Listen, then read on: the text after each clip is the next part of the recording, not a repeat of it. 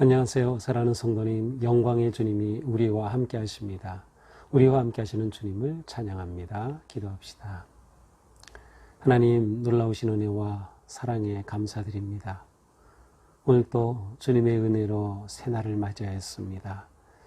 하루하루 하나님께서 주시는 사랑과 은혜의 삶, 또 생명, 기회를 맞이하며 주님의 그 사랑 앞에 부끄러운 삶 되게 하여 주시옵소서.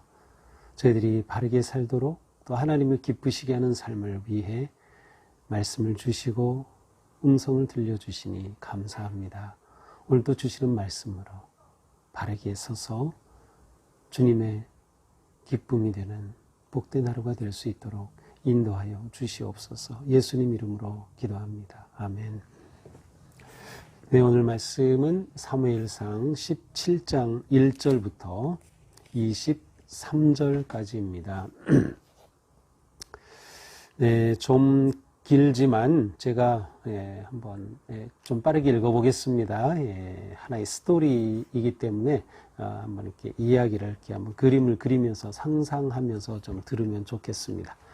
블레셋 사람들이 그들의 군대를 모으고 싸우고자 하여 유다에 속한 소고에 모여 소고와 아세가 사이의 에베스담밈에 진침해 사울과 이스라엘 사람들이 모여서 일라 골짜기에 진치고 블레셋 사람들을 대하여 전열을 벌였으니 블레셋 사람들은 이쪽 산에 섰고 이스라엘은 저쪽 산에 섰고 그 사이에는 골짜기가 있었더라.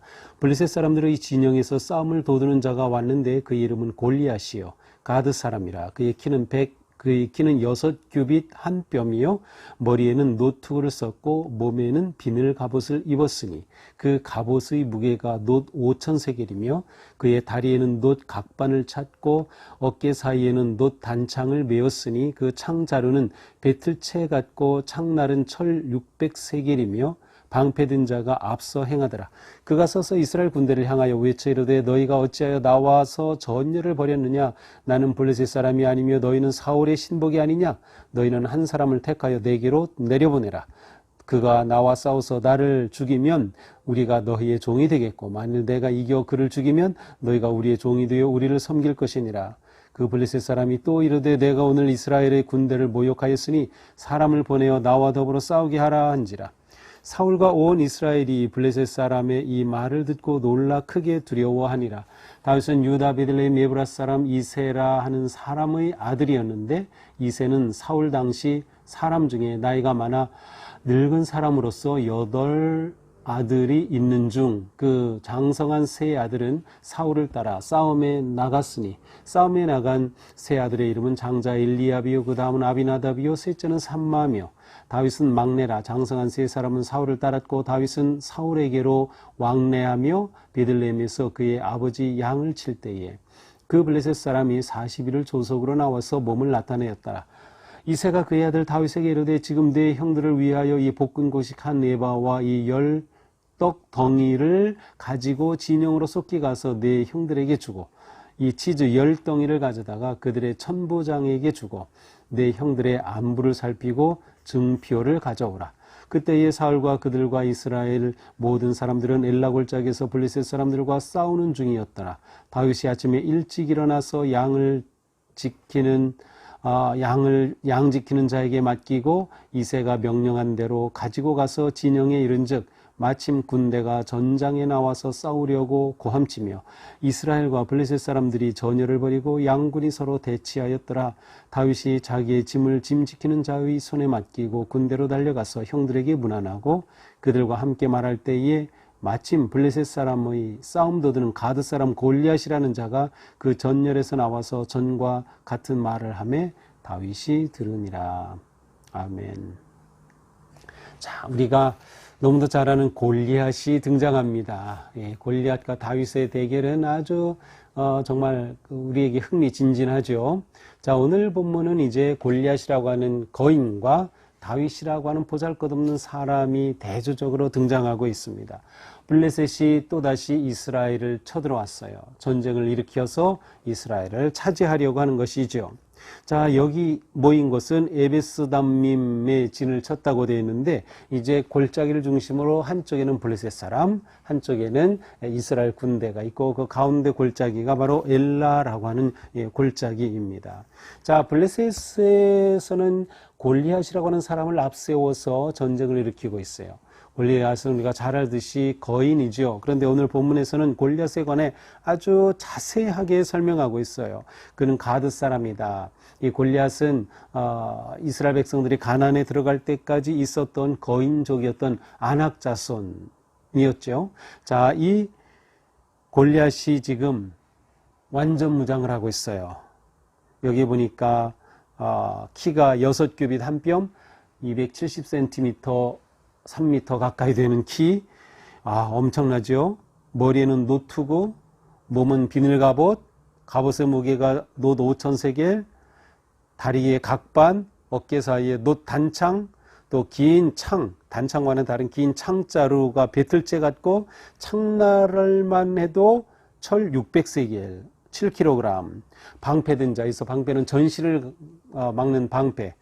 하지만 골리앗이 워낙 키가 컸기 때문에 이 방패가 얼마나 컸는지는 모르겠어요. 그 앞에 방패 든 병사가 이 골리앗 앞에서 이렇게 움직이고 있습니다. 그러니 완벽하죠. 방패로 전신을 가리고 투구를 쓰고 각반을 잡고 비늘 갑옷을 입었고 창과 단창과 긴 창, 배틀째 같은 창을 든 골리앗입니다.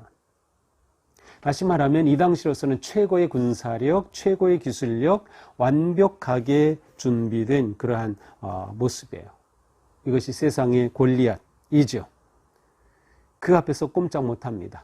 이 골리앗이 50kg이 넘는 그러한 옷, 갑옷 모든 거로 무장하고 7kg 되는 긴 창을 들고 고함을 치는 겁니다.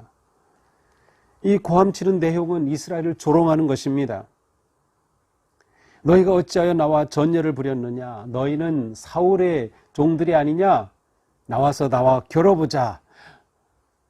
우리 다 싸울 것 없고 대표만 나와. 그래서 나와 싸워서 내가 이기면 우리가 너희에게 종이 되고,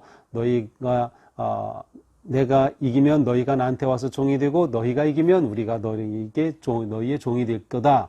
대표만 나와. 나하고 붙자라는 거죠. 아주 자신만만한. 자신을 이겨야 블레셋을 이긴다는 거죠. 누구도 자기를 감당할 수 없다. 나와보라는 겁니다. 이렇게 하나님의 군대를 모욕합니다. 하지만 누구도 감히 싸울 생각을 못해요. 11절에 보니까 사울과 온 이스라엘이 이 말을 듣고 크게 놀라고 두려워했어요. 벌벌 떠는 거죠. 큰일 났다.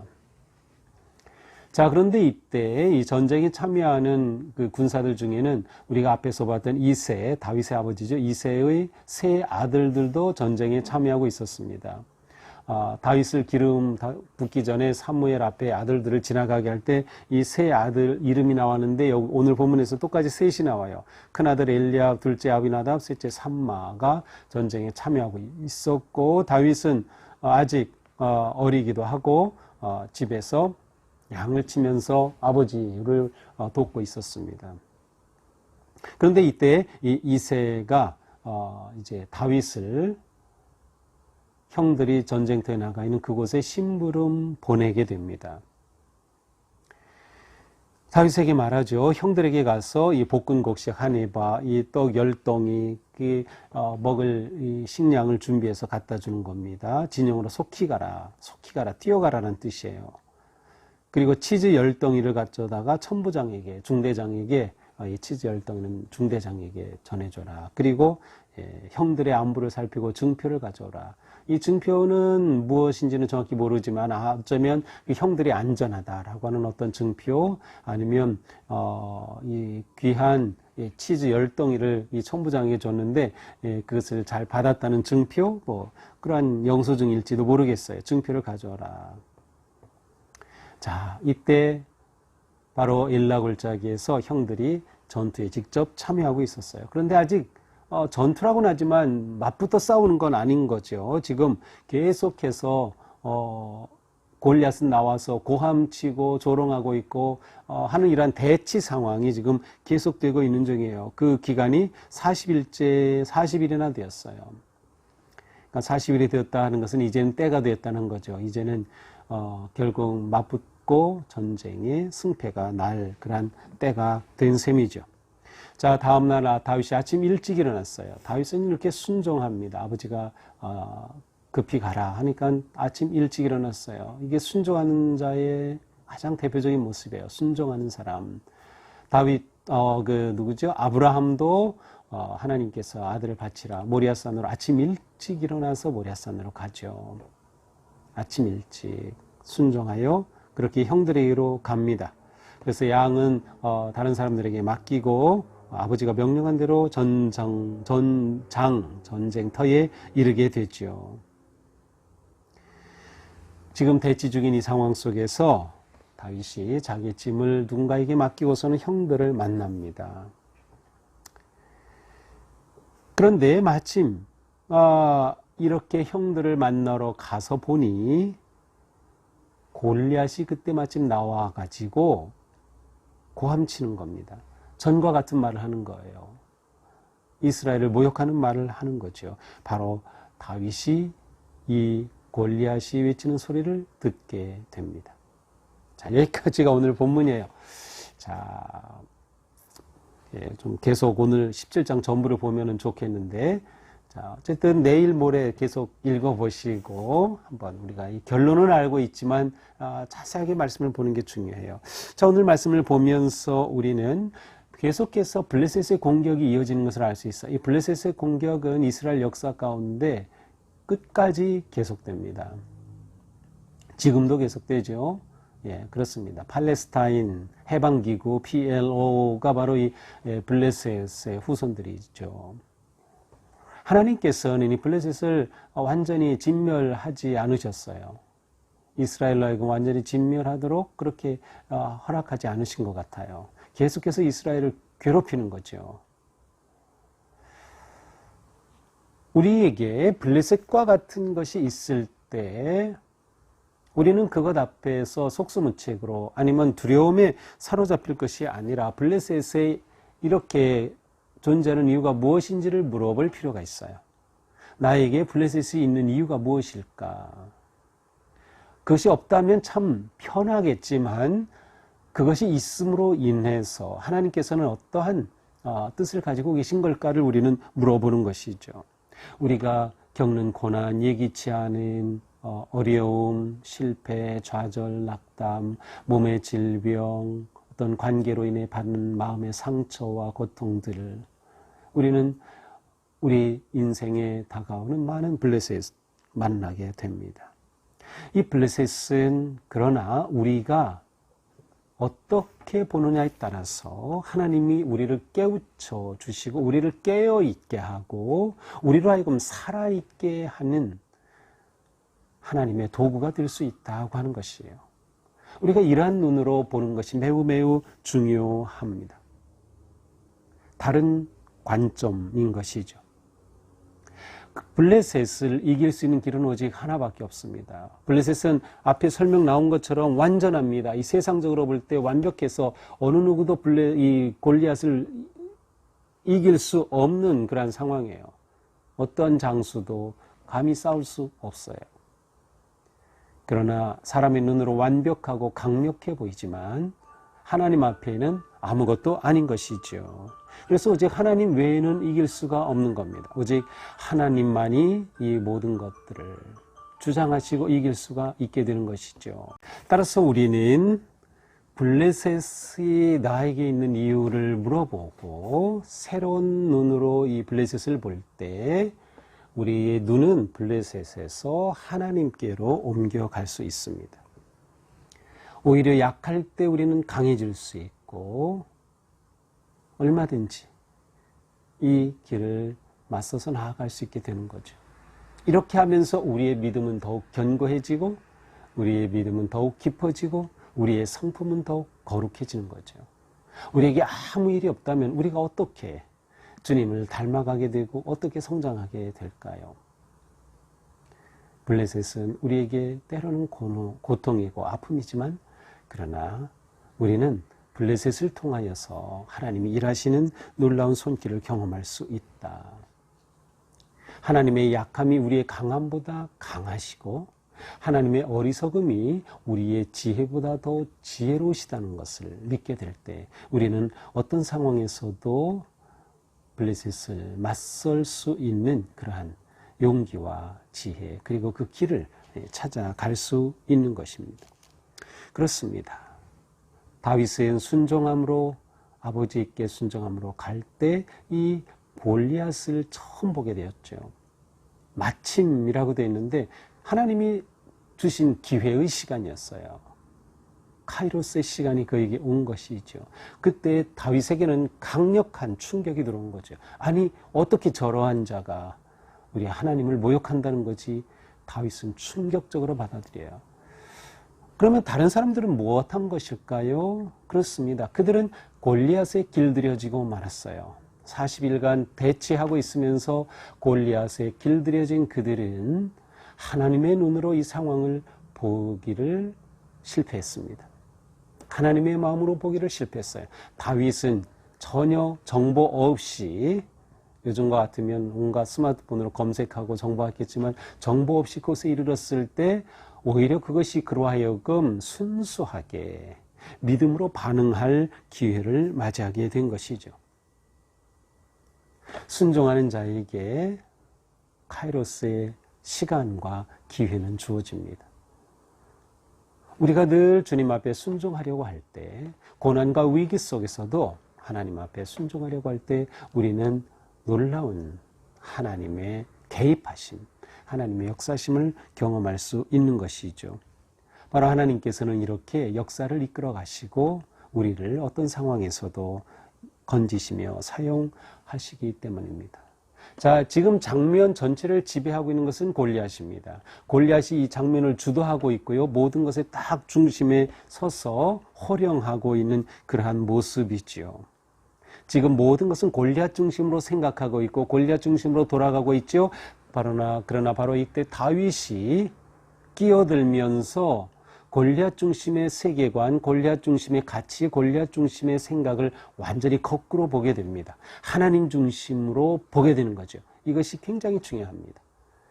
어떤 상황에 부딪힐 때 우리는 세상이 나에게 준 그러한 방식으로 가치관으로 보게 되면 이때 일반 병사들과 같이 될 수밖에 없어요. 그러나 우리는 믿음의 관점, 하나님의 마음과 눈으로 보게 될 때 우리는 놀라운 진리와 승리와 회복과 생명의 길을 찾아갈 수 있는 것이죠. 다윗은 골리앗을 상대하기 전에 하나님을 대면하기로 마음을 먹게 됩니다. 그렇죠. 이 상황 속에서 다윗은 골리앗을 보면서 하나님을 생각한 것, 이것이 중요합니다. 골리앗을 물리칠 수 있는 길은, 우리에게 다가온 블레셋을 물리칠 수 있는 길은 먼저 하나님과 대면하는 것이죠. 골리앗에 빠지지 말고 믿음의 눈으로 하나님 앞에 설 때 거기에 길이 열리게 되는 것입니다. 오늘 말씀 우리가 보면서 우리 삶에 있는 그러한 아픔들, 블레셋 같은 것들에 대해 우리가 새로운 눈으로 보자, 믿음의 눈으로 보자, 하나님의 마음과 눈으로 보자. 그것 때문에 내가 지배당하고 그것 때문에 우울해지고 그것 때문에 눌려있던 내가 하나님의 마음과 눈으로 새로운 관점으로 하나님을 먼저 생각하고 하나님 앞에 내가 먼저 섬으로 나아갈 길을 찾게 되는, 그리고 또 하나님과 함께 승리로 나아가는 그러한 우리의 삶이 되기를 주님의 이름으로 축복합니다. 기도합시다. 주님 감사합니다. 우리의 삶에 많은 블레셋이 있고 골리앗이 있지만 그러나 우리가 믿음의 눈을 가지게 되고 하나님의 마음을 가지게 되고 세상이 주는 가치를 버리고 하나님께서, 성령님께서 우리에게 주시는 마음과 눈으로 보게 될 때 놀라운 구원의 길이 있고 회복의 길이 있고 승리의 길이 있음을 생각하게 됩니다. 주님, 저희에게 이러한 믿음을 주시고 이러한 마음을 주시고 이러한 새로운 관점으로 볼 수 있는 생각과 능력을 주시옵소서. 그리하여 우리가 골리앗에 묻히지 아니하고 골리앗에 의해 압도당하지 아니하고 하나님의 이름으로 맞서서 나아갈 수 있는 골리앗과 맞서는 삶으로 승리하며 나아갈 수 있도록 잡아주시옵소서. 예수님 이름으로 기도합니다. 아멘. 네, 오늘도 주님의 은혜로 우리의 삶이 주님의 손 단단히 붙잡고 승리와 회복과 기쁨으로 나아가는 복된 삶 되기를 축복합니다. 사랑합니다.